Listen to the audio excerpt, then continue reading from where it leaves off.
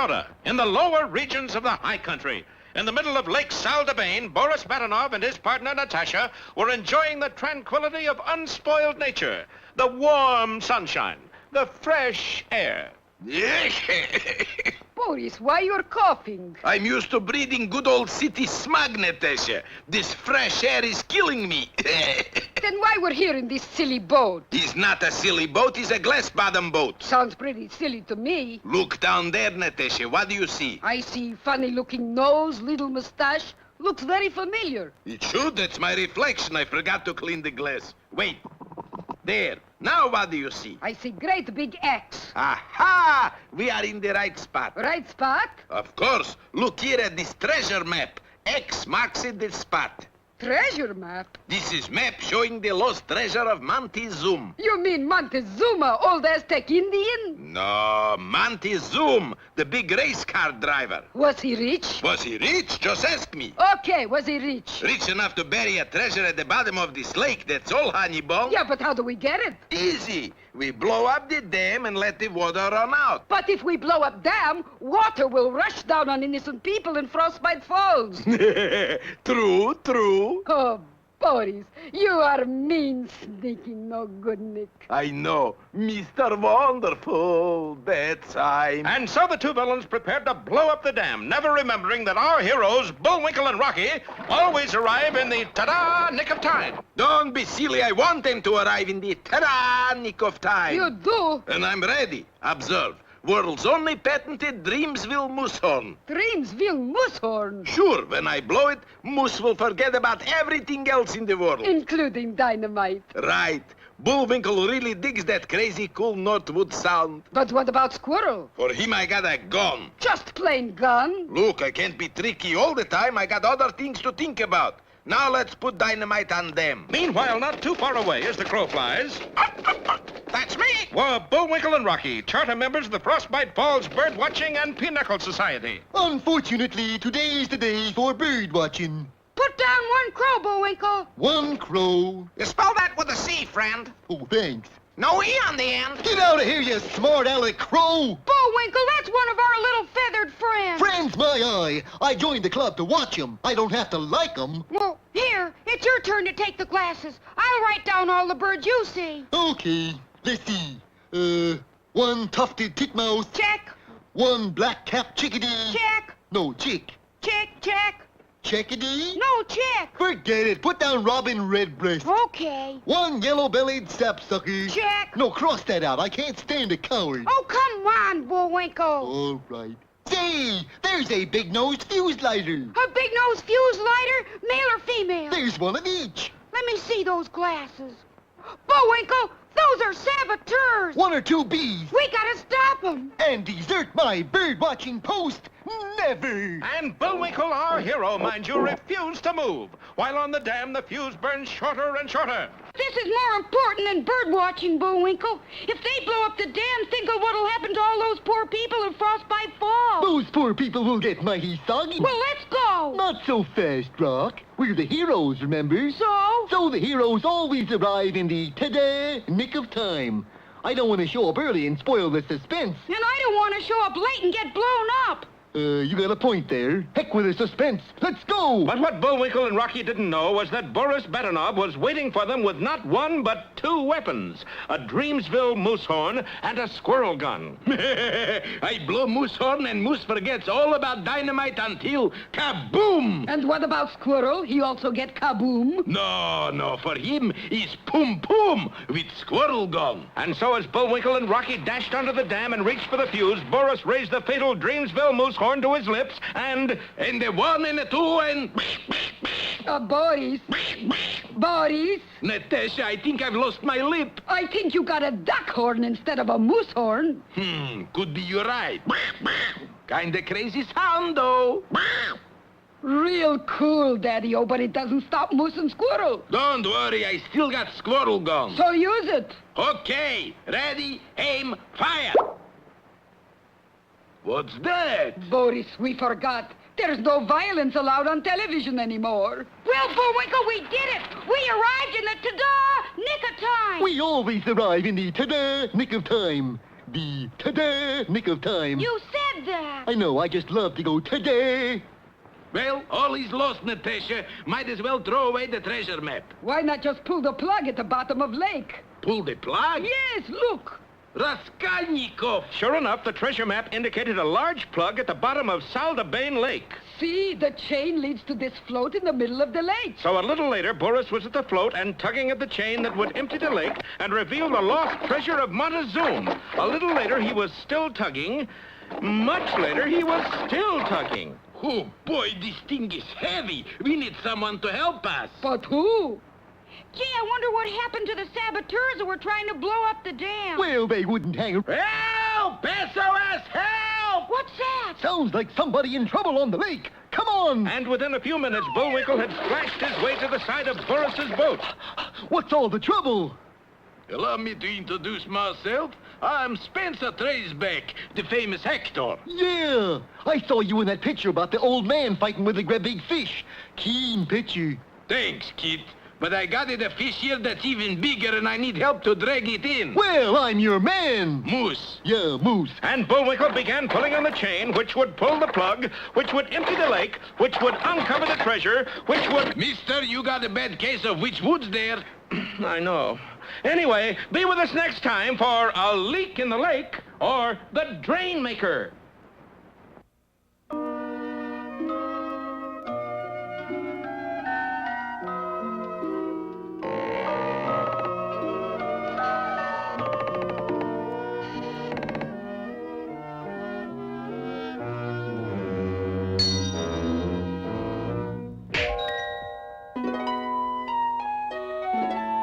Once upon a time, there was a little girl who was called Red Riding Hood because because she was, that's why.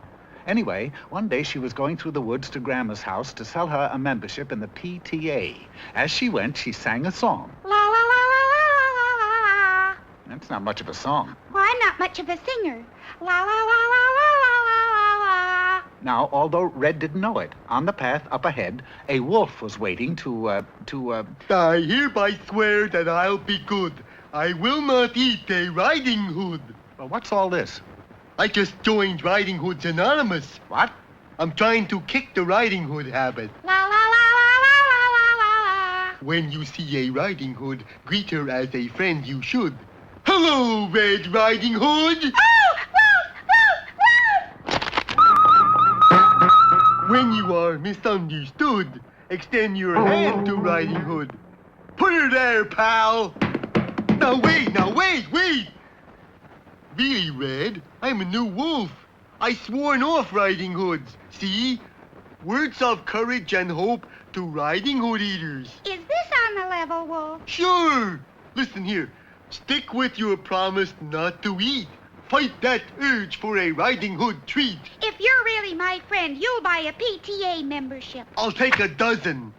I'll even deliver your basket for you. Where's it go? To Grandma's. It's a basket full of goodies. I'm sorry about that. That was my special wolf basket. Here's another one. Okay. And the wolf set off towards Grandma's house. I'm going to see your grandma. I'm going to see you. But just then, a thought crossed his mind. Let me see here. Just as I thought. Though Riding Hoods you may not munch, there's nothing wrong with a grandma lunch. Yeah. I'm going to eat the grandma. I'm going to eat the grandma. But when Grandma heard the wolf coming... Hey, you know what, Grandma? I'm going to eat you right after I give you this basket of goodies. Young man, you dropped your basket. Well, isn't this interesting? You ready for lunch now, Grandma? Oh, but you've made a mistake. I'm not a grandma. I'm a Riding Hood. That's a grandma. If you're a Riding Hood, where were your PTA tickets? Riding Hoods don't sell PTA tickets. They sell DAR tickets. DAR? Yes, Daughters of American Riding Hoods. They do? How many? I'll take a dozen. Good.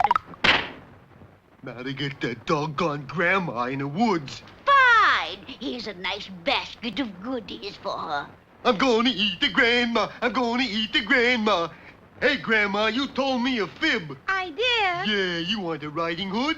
I just saw a real riding hood, and she sent you this basket of goodies. Look, Wolf, right here in your own book, see? That's a grandma. Grandmas, you can tell afar. They belong to D.A.R. Oh, darn her. And the wolf sped back to Grandma's house. Let's see now. When the grandmas claim their riding hoods, be a photographer in the woods.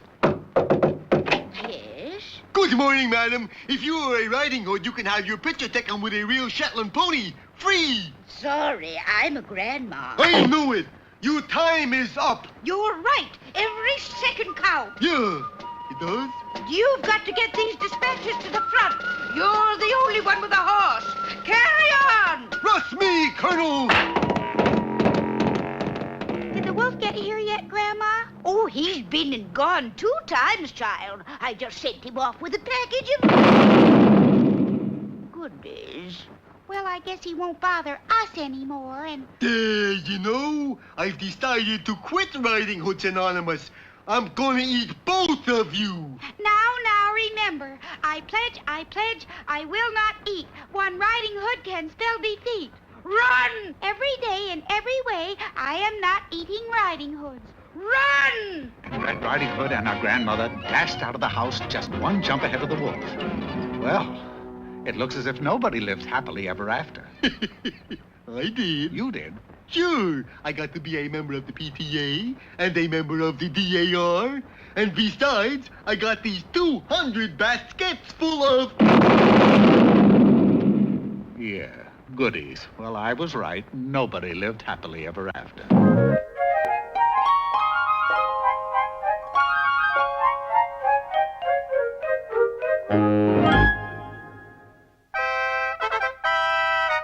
Now, it's time to get back to our story. In the last episode, Bullwinkle and Boris were trying to pull the plug out of the bottom of Lake Saldebane. The reason is that at the bottom of the lake, in this waterproof casing, lies the treasure of Montezuma. Yes, and I'm going to get it back, or my name isn't, what's his name? Spencer Traceback. Of course, Bullwinkle thought he was helping Spencer Traceback, the actor, drag in a big fish. Just like in the movies. Boy, he must be a whopper. No, he's a bluefin toonie. That anything like a piano toonie? But before Boris could answer with still another tired joke, the plug pulled loose and the water began to rush out of the lake. Uh-oh, I think we lost him. And small wonder you're not using a hook. It must have fallen off. Well, I guess it's back to the salt mines. If someone would only dive down and find the hook. See, why don't I do it, Mr. Traceback? Oh, I couldn't think of asking you to do a thing like that. Then why are you pushing me? But if you insist... And Bullwinkle suddenly found himself in the water. Boris, if he dives down, he will find treasure. He'll also find the hole that's draining the lake. Sure enough, far beneath the water, Bullwinkle was struggling against the pull of the water, running out of the hole at the bottom of the lake.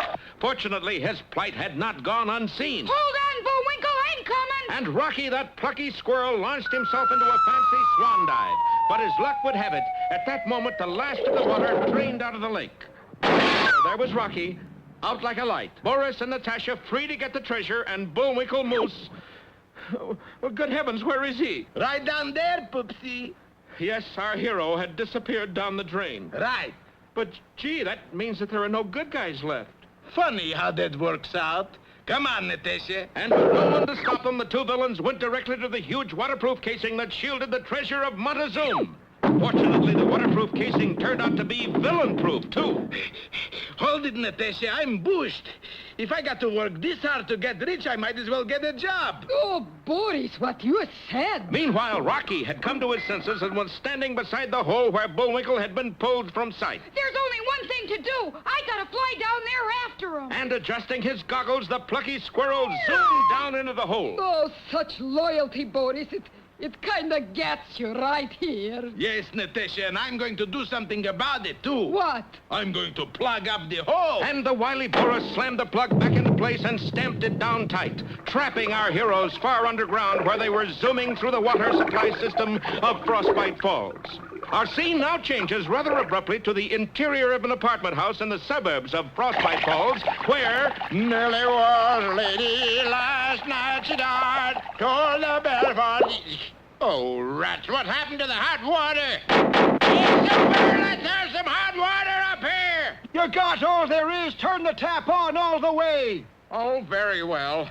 Nellie was a lady last night died. Toll the bell for lovely Nell, my sweet Virginie bride. Oh, for cry, it's a monster. No, I'm more of a second tenor. How'd you get in there? Never mind that. The real question is, how am I going to get out? Yes, Bullwinkle was jammed into a bend in the water pipe, and what's more, it was a hot water pipe. Yeah, I'm getting the world's first instant hot foot. Fortunately, the irate citizens spun the tap wide open, shooting Bullwinkle out of the pipe entirely. Thanks a mill, friend. But you're over 6 feet tall. How could you get through a little skinny water pipe? I held my breath. Superintendent, help! Well, if you're going to act like that, goodbye. No, what's the matter? What's the matter? You got enough hot water, haven't you? I just found a moose in my shower. A mouse in your shower? Not a mouse, a moose! Maybe you ought to switch to cold showers for a while. I never heard of anything so... Hey, either of you ladies seen a moose go by here? Ladies! That way. Thanks. Do you realize that a squirrel just came out of the shower, called us ladies, and acted as if a moose went by? And there's a good reason for it. What? His goggles were all steamed up. Oh. It was true. With his goggles all foggy, Rocky walked right past Bullwinkle without even seeing him. Hey, Rocky! Bullwinkle, is that you? It was when I got up this morning. I must be getting nearsighted. You sure look fuzzy. Well, let's face it, Rock. I am fuzzy. Meanwhile, at the dry lake bottom, Boris and Natasha were still trying to break into the enormous treasure chest. Oh, it's no use, Boris. We can't do it. Well, I guess we'll have to use a Pennsylvanian persuader. A Pennsylvania persuader, what's that? 2 pounds TNT in a 1 pound bag with instructions. Oh, Let's see. Instructions say, place bag next to object to be persuaded. check, Light fuse. check. Then it says, caution, this persuader has... Has what? Just a minute, it's in small print. Oh, caution, this persuader has... a quick burning fuse. But though the explosive did a good job on Boris and Natasha, it didn't faze the treasure of Montezuma. Perhaps we should ask ourselves, Natasha, is it worth all the effort? Is a cheesy $1 million treasure worth getting blown up for? Is $1 million really that important? Is money everything? I give up, darling, is it? You bet it is. Get back to work.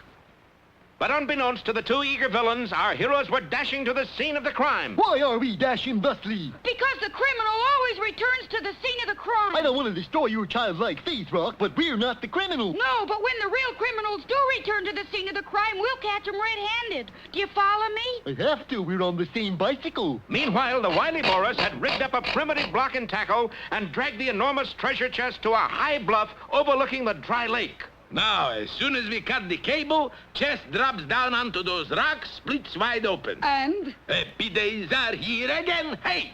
Well, as luck would have it, our heroes chose that moment to pedal their bicycle across the bottom of the dry lake and right under the enormous chest. Natasha, do my eyes deceive me? They wouldn't dare. It's fantastical. We get to open up treasure chest and shut up moose and squirrel at the same time. Oh, you're such a lucky schnook. Well, you know what I always say.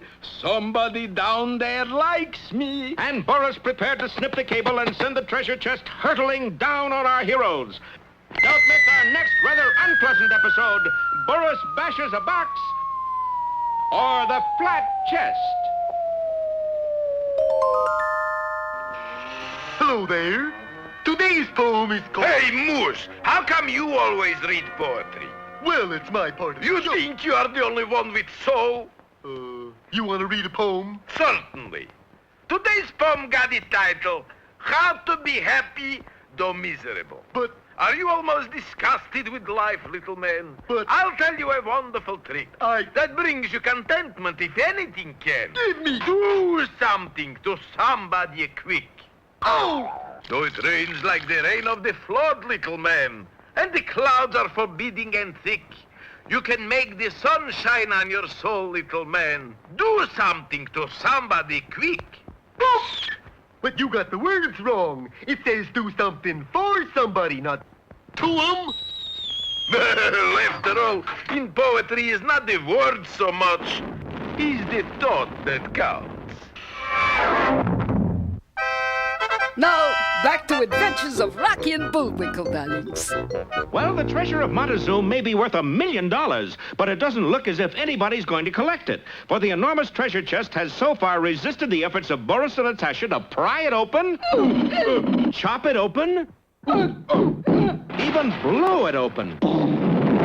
Let's face it, Boris, we need a safe cracker. We got a safe cracker. Whom? Meme, that's whom. Boris, you know how to crack a safe. Sure, Mike. You just lift the safe up in the air like this, and when you cut the cable... Yes? Crack! Oh, that's straight thinking, darling. And for me, straight thinking is tough. Why? I got a crooked mind. Well, as luck would have it, our heroes chose that moment to pedal their bicycle bill for two right under the hanging chest. Gee, I don't see any sign of those two spies, Bullwinkle. What spies are those, Rock? The spies who drained this lake. This is a lake? Oh, boy, have you forgotten the plot again? In a word, you said it. That's 3 words. I'm a heavy tipper. Now, what's the plot? Here, I'll draw you a picture. And all unaware of the frightful fate hanging over their heads, Rocky began to draw pictures to bring Bullwinkle up to date on our story. We were bird watching, remember? Yeah. We saw 2 spies ready to blow up the dam. Yeah. We put out the fuse. Good for us. One of them disguised himself as an actor named Spencer Traceback. My favorite. Then he slickered you into pulling a big plug out of the bottom of the lake. Shame, shame. Revealing a big treasure chest. This is the exciting part. And we went down the drain together. Wowie! And now we're back here looking for the 2 spies. Well, that is a dandy... Hey, what did you draw above us there? That's the treasure chest that's hanging over our yike. Hanging over our yike? That's an odd place to... Bullwinkle, out of the way! I can't, Rock. Something happened. I can't move. Go on, Boris, cut the rope. I'm trying. What's the matter? The snippers must be dull. Here, darling, try this. What is it? Is my switchblade nail file. And Boris leaped on top of the chest and began sawing at the rope. Run, Bullwinkle! I can't. I must be froze with fear. No, you're not. You're standing on your own foot. Doesn't everybody? I mean, your right foot is standing on your left foot. Oh, okay. Break it up down there. And our heroes dashed out of the way just as the rope let go. Good work, Boris. But unfortunately for Boris, he'd forgotten he was still on top of the chest. And what's more, as it fell, the chest turned over so Boris was underneath it. Don't worry, darling. Remember, this is just cartoon. Boris, are you all right? Natasha, I just found out what happens when a cartoon chest folds on a cartoon character. What? It hurts. And what's more, darling? What could be what's more? The chest still isn't open. Fooey and double fooey. That voice, Bullwinkle. Where have I heard that voice? I heard something like it once when I dropped the chicken bone in the garbage disposal. That does it, Natasha. Come on. We're going to get an A-bomb. A-bomb? A-bomb, come on. Did you hear that, Bullwinkle? Sure, they repeated it twice. Do you know what A-bomb means? Certainly. A-bomb is what some people call our program. I don't think that's so funny. Neither do they, apparently. And while our heroes engage in airy persiflage, the 2 villains are on their way. Don't miss our next explosive episode, 1, 2, 3, Gone, or I've Got Plenty of Nothing.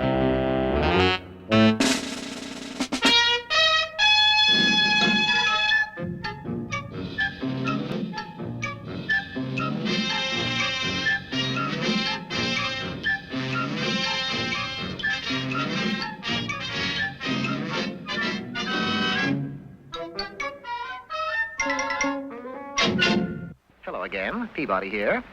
Standing over by the Wayback Machine is my pet boy, Sherman. Where are we going today, Mr. Peabody? To the island of Juan Fernandez, 400 miles off the coast of Chile. The year? 1686. A fateful year in the life of the loneliest man in history. Robinson Crusoe. The ever-reliable Wayback transported Sherman and me to the tiny island, a mere pinpoint of the vast Pacific. Instead of being deserted, however, the beach was swarming with humanity. What does it mean, Mr. Peabody? Obviously, Sherman, the island has become a first-class attraction for tourists. Welcome, friends, to Juan Fernandez State Beach. Like to purchase a one-room cabana on the edge of the water? Are we to understand you're selling real estate here? That's right. Here, take a look at the brochure. Balloons, Mr. Peabody. Look at them. I glanced skyward just as they floated over. Pay no attention to them. That's just another one of Robinson Crusoe's bombardments. He don't appreciate what we're doing to the island, so he attacks us every afternoon at 3. With balloons? Yeah, he ran out of cannonballs last week. Balloons is better than nothing. we decided to forego any land investments and look for Robinson Crusoe. We found him on the other side of the island, gearing for an all-out assault. Blow up a few more of those red balloons, Friday. They look more capable than the others. Mr. Crusoe, we came to see if we couldn't be of some assistance. Fine. Grab some balloons and start blowing. We had something else in mind. Such as? Such as living in harmony with your neighbors. This island belongs to me and Friday. Well, that's all well and good, but we must live and let live. Mister, you don't know what it's like on the holidays. Tourists all over the place. Yes, but suppose we divide the island in two. You stay on your half, they stay on theirs. Tell you what, I'll sleep on it.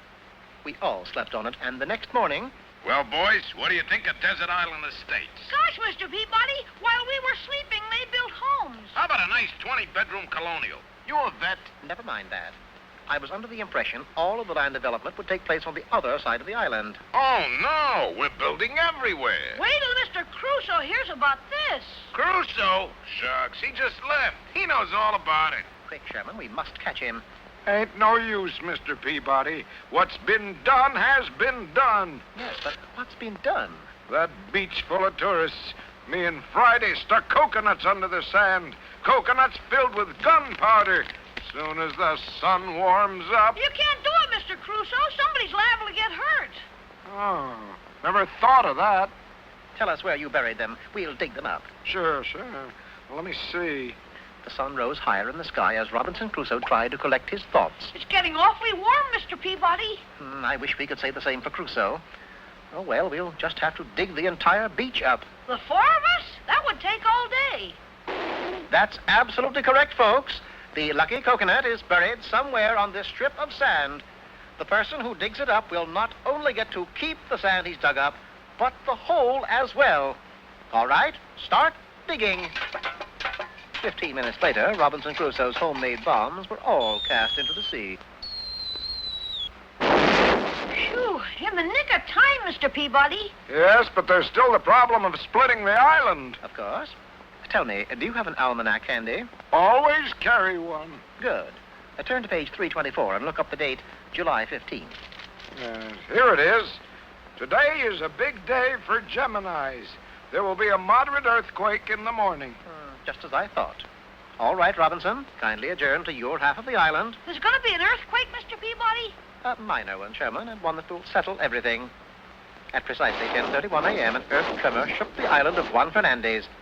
And its reaction, it split the island in two. Well, there he goes. Yes, he'll have all the privacy he wants now. Oh, my gosh, Mr. Peabody, look.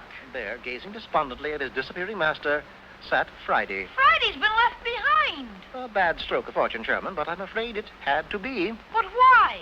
Well, you see, prior to this one, Robinson Crusoe had 12 other Man Fridays. But why should this one be so unlucky? Friday the 13th is always unlucky.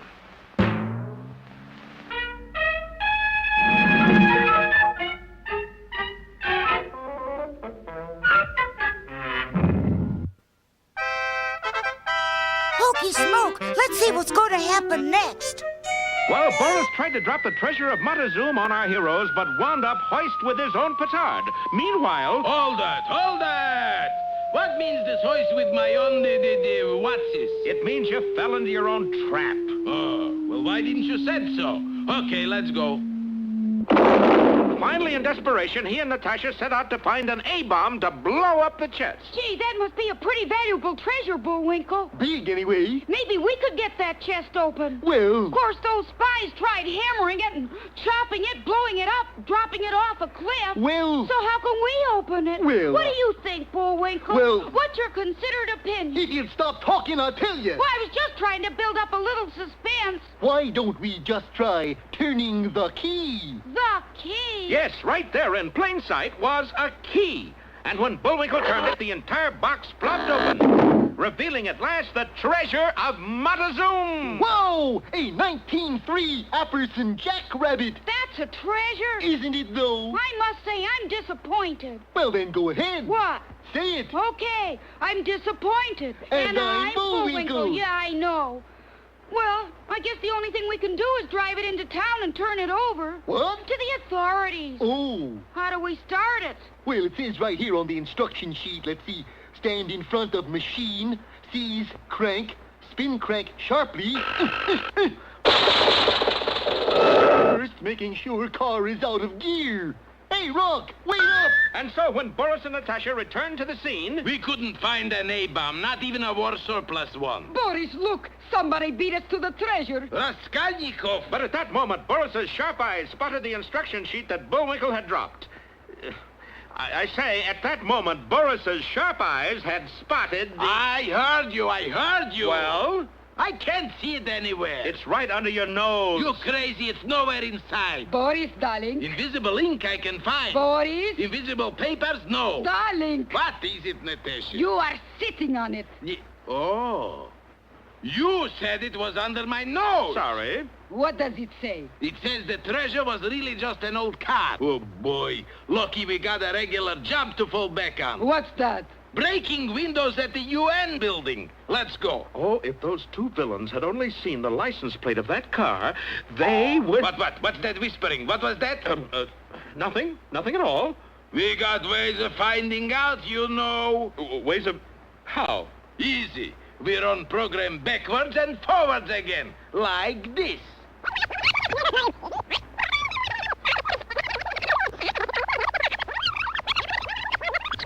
Oh, if those two villains had only seen the license plate of that car... That's what you said. Natasha, what's with the license plate? It's only a number, Boris. What number? 14K. 14K. What? 14 carat? Natasha, 14 carat. That car is solid gold. Come on. Oh, what have I done? You have just signed death warrant for Moose, darling. Oh, dear. And stretch the whole plot out for 2 more episodes. And we'll see one of them next time called All That Glitters, or Baby, It's Gold Outside. And now for all you co-eds who wish to become scholars, here's Mr. Know-It-All. Hello out there, scholarly maids. Today's subject is how to get into the movies without buying a ticket. The first approach is to go directly to the manager and say, "Where's my pass?" Unruffled by that minor setback, we try phase 2, which involves a disguise. "Hello there, I'm Flo Ziegfeld. How's my show going tonight?" Phase 3. Seeking out the location of the freight elevator, we then proceed down into the basement, where we shall then proceed up to the balcony. That's the deepest basement I ever saw. Is gate-crashing moose again. Hello, Mr. Theater Manager. I should like to apply for a job as a usher. What experience you got? I've been in the dark most of my life. Is good enough. Course, job don't pay much. How much? Bag of popcorn and all ticket stubs you can find. It's a deal! Donning the usherette's uniform, we then proceed to our post in the mezzanine. Going through a door, we find ourselves... Oop. Wrong door. Hello, Mr. Theater Manager. I took the wrong... Where's your ticket? I don't need a ticket. I'm your new usher. Don't need no new usher. Just hired new usher. That did it. I wouldn't go in that theater if they gave me the place. Why not? I just happened to notice. I've seen this picture 3 times already. Now, back to Moose and Squirrel. Last time, you remember, Bullwinkle Moose outsmarted us all by finding a way to get into the treasure chest of Montezuma. We must turn the key. Smoky Smoke, it's just an old car. Just an old car indeed. This here is a genuine 1903 Apperson Jackrabbit. How do you know? It said so in the last episode. Our heroes decided to donate the car to the Frostbite Falls Museum and drove it away. But when Boris and Natasha spotted the license plate... It says 14K, darling. Do you think... I don't have to think, Natasha. I know. This is a 14-carat solid gold automobile. Let's face it, Boris. These Americans really know how to live. Come on, Natasha. Let's take the shortcut. We're about to go into the used car business. On purpose? And so a little later, as our boys rounded a turn, a strange sight met their eyes. Madman Morris, the laughing Latvian, used cars. Well, we might as well stop. How come? Madman Morris has put up a roadblock. It was true, an enormous tree trunk lay right across their path. Well, ho, ho, ho! Howdy, friends and neighbors. That must be Madman Boris himself. Are you the laughing Latvian? You were expecting the angry Afghan? Can we get by here? Certainly. The best buy in these parts. A late model Oscil 8. An Oscil 8? And I can make you an unbelievable offer on this junk pile you're driving. Yeah, but we're not... $26 and that's top money. Take it or leave it. Without Defender, $25. You were right. It's unbelievable. Sounds pretty good, Rock. Bullwinkle, we were going to give this car to the museum. But $26? That's antihistamine money, you know. Antihistamine money? It's not to be sneezed at. Yeah, but we promised... You get it, Rock? Not to be sneezed at. Bullwinkle. Little medical-type joke I threw in there. You get it? I got it. Thousands won't. You said it. Well, is it a deal? How much is the Oscil 8? Never you mind about the price. I don't want you to clutter your little furry head with a lot of numbers. That's kind. Just sign here, easy payments for next 20 years. What's it say way down here? Don't read the fine print. You want to ruin those beautiful blue eyes? They are kind of limpid pools, aren't they? Is the car in good condition, Mr. Morris? Of course, only one owner. A little old lady in Pennsylvania. Hey, isn't that Pasadena? Far from it, darling. And she only used it on Sundays, didn't you, Granny? That's right, darling. Ba-ba-boom. You're the little old lady who drove this car? Actually, I didn't drive it, darling. I used to sit in it and listen to the radio. Boom, boom. The radio? AM? AM and PM. Oh, I love that Merton Marge. Easy, Granny, you're dating yourself. Boom, boom, darling. So how's about it? Well, I don't know. Okay, you've driven me to the wall. I surrender. Have no mercy on me. All right. I'll pay you $30 cash as is. Wowee! And I throw in 2 all-day suckers. Sensation! See what you can do if you know how to bargain, Bullwinkle? Lucky you got a good head on you, Rock. Yeah. Or you'd have to wear your hat on your neck. And in a twinkling, the papers have been signed, and Boris and Natasha drove off on our hero's 1903 Epperson Jackrabbit. Hey, Madman Morris, wait a minute. You forgot something. Yeah, where's the 2 suckers? Well, the answer to that is so obvious we won't even wait around for it. But be with us next time for Boris Wheels and Deals or A Prophet Without Honor.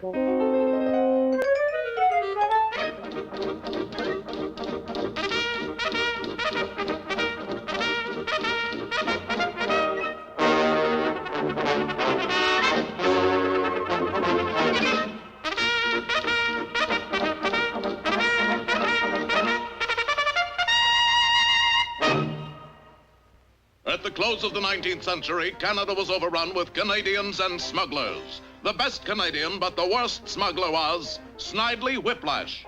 Whiplash and his band of smugglers were traveling through Canada as a band of musicians.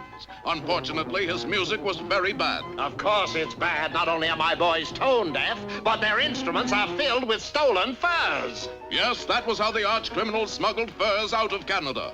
But like all lawbreakers, he had yet to reckon with the mounted police. You are looking at the pride of that noble force, our hero, Dudley Do-Right. And this is Dudley Do-Right's horse. The apple of Dudley's eye was the beautiful yet unpredictable Nell Fenwick. Dudley loved Nell. Unfortunately, she loved his horse. But, Nell, why won't you marry me? Because you are too good, Dudley. For you, Nell, I would rotten up. The Mountie Post was under the command of Inspector Fenwick, Nell's father. Send Constable Do-Right in here and tell him to hurry. You sent for me, sir? Yes, I did, Do-Right. Snidely Whiplash is attempting to smuggle furs over the border into the United States. I shall need an undercover man to join him and expose his evil plan. Let's send Nell, sir. My daughter, no, Do-Right. We have to send a mounted. Then you go, sir. I have to watch the store. You're the man, Do-Right. But, Inspector, my reputation, Whiplash would never let me join him. Yes, your record is spotless. We shall have to dirty it somewhat. Here's my plan. You shall commit a disgraceful act, get thrown out of the service, and become a bad guy. Thus it was that 1 hour later, Constable Dudley Do-Right, the man who could do no wrong, set fire to the Alberta Hotel. Do-Right, are you responsible for this Holocaust? Why, yes, I am. Well, congratulations, my boy. This hotel was condemned last year, and we've been wondering how to tear it down. You'll be decorated for this. Do right, you idiot. Don't do right, do wrong. The dam! Somebody blew up the dam! would you mind holding this plunger until the police get here and arrest me? Constable Do-Right has already admitted that it was he who dynamited the dam. Yes, in one brilliant stroke, the problem of irrigating our valley has been solved. Do-Right, have you ever been assassinated? But, Inspector, I have been trying. Well, then don't try. And that did the trick. At mess that evening, Dudley ate his peas with a knife, something no Mountie would ever do, and consequently was drummed out of the service with a dishonorable discharge. Do-Right, you're a disgrace to your underwear. Good work, my boy. Now join up with Snidely Whiplash. Farewell, Nell. Perhaps we'll meet again. But, Dudley, why must your horse go with you? After all, you ate the peas. Yes, but with his knife. Adios, Nell. 1 week later in a border-town ballroom... So you're a musician, eh? Yes. Can you read music? No. You're hired. Dudley brought out an alpine horn and proceeded to captivate the audience. But during the 33rd chorus of Wabash Cannonball, the tuba player started spraying furs all over the bandstand. Whiplash, the jig is up. You are under arrest. Drop that tuba. And the tuba player did, on Dudley. In exactly 5 minutes, Do-Right, my men, the furs, and I will be safely across the border. You too will be crossing the border at a much higher altitude. 4 minutes and 59 seconds later, Snidely Whiplash and his men were about to set foot across the border when... Halt! You are under arrest. Egad, Do-Right, how did you escape? I didn't, Whiplash. There are 2 of us. The one you left tied up back there in the shack was my horse, in a Dudley suit. And here he comes now! Good work, horse.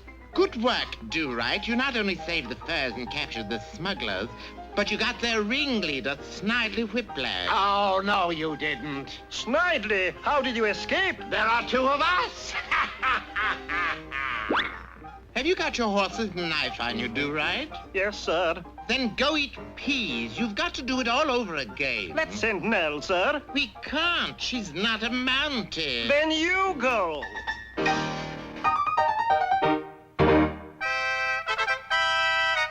Now, back to our adventure. Well, in our last episode, Boris Badenov went into business as Madman Morris, a shady used car dealer. Of course, he only had one car on the lot, and that was made of cardboard. When I say low overhead, folks, I mean low overhead. In minutes, Boris had flim-flammed our heroes into buying a paper convertible and selling him their Epperson jackrabbit.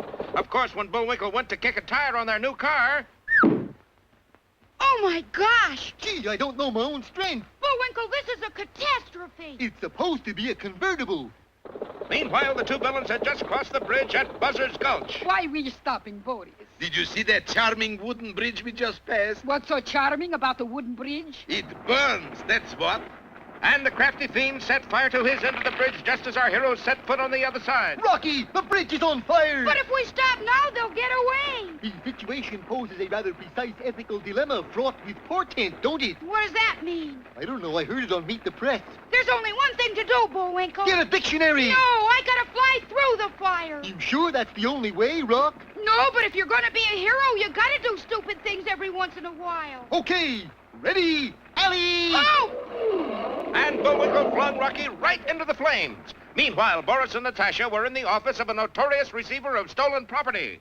I'm Andy Grift, your friendly neighborhood fence. You say you got a car made of gold? You sir it. Here's a fender for you to test, Andy. It don't look like gold. It's painted. Underneath is 14 karat. What's it worth, darling? Well, offhand, I'd say at least... Yes.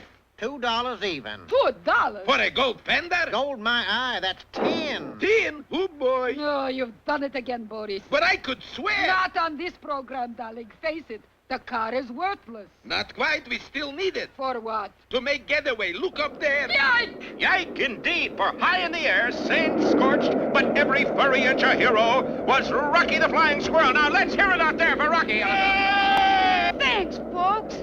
Faster, Boris. He's gaining on us. The car is too heavy, Natasha. We got to lighten it. Throw out everything loose.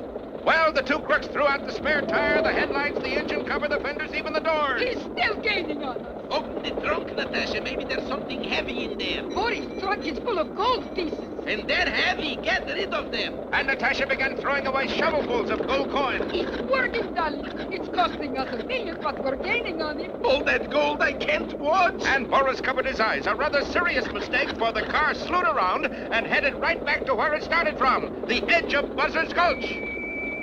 Oop. Boris, we're falling. Raskolnikov, if those goody-goods think they... Boris, do me one favor before we hit. Certainly, Poopsie. Shut up your mouth! Meanwhile, Rocky and Bullwinkle were examining a handful of gold coins. Well, Bullwinkle, we got the treasure of Monty Zoom. Shucks, I knew we would all along. Huh? Sure, in a cartoon, we always have a happy ending, you know. We walk off arm in arm into a cartoon sunset without a scratch on us that... Gee, an unhappy ending. Yeah, this must be one of those adult cartoons. Well, we'll see about that. Probably next time in the further adventures of Bullwinkle.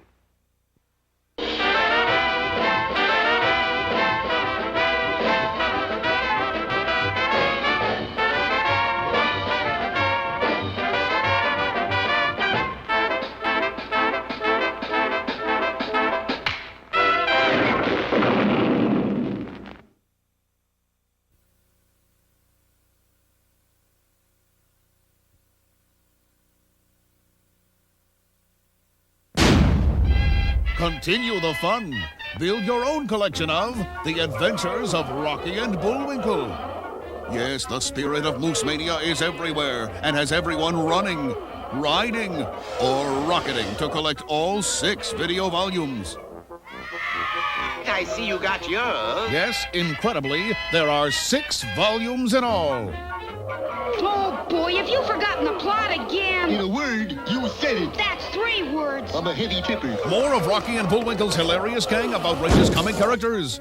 More of that misguided Dudley Do-Right of the Mounties. More of that dastardly duo, Boris and Natasha. And still more of those slightly askew, fractured fairy tales.